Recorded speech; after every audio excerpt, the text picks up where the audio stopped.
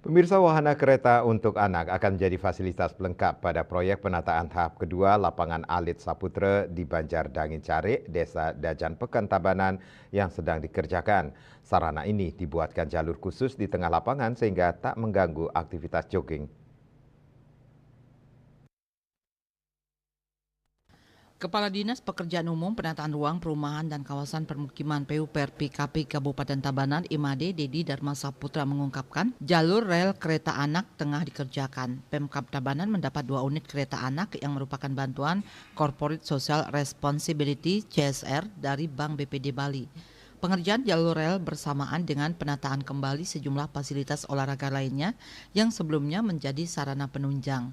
Salah satunya restock atau alat olahraga untuk pull up yang sebelumnya berada di sisi selatan lapangan, kini dibongkar dan akan dibangun kembali di sisi utara, tepatnya di sebelah barat lapangan basket yang ada saat ini. Ditambahkannya, sisi utara lapangan juga akan dilengkapi sarana olahraga gym. Selain itu, bakal ada plaza sebagai areal terbuka untuk berbagai aktivitas dan area bermain anak yang terletak di sisi barat lapangan.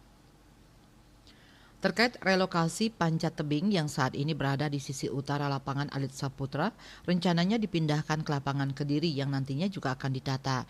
Dedi menjelaskan pemindahan wahana Panjat Tebing sudah didiskusikan dengan organisasinya. Pihaknya juga akan menghidupkan lapangan Kediri sebagai sentra kota Tabanan.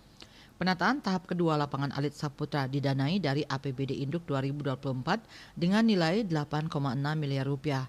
Pengerjaan ditargetkan rampung pada Desember 2024. Manik Bisnis Bali melaporkan.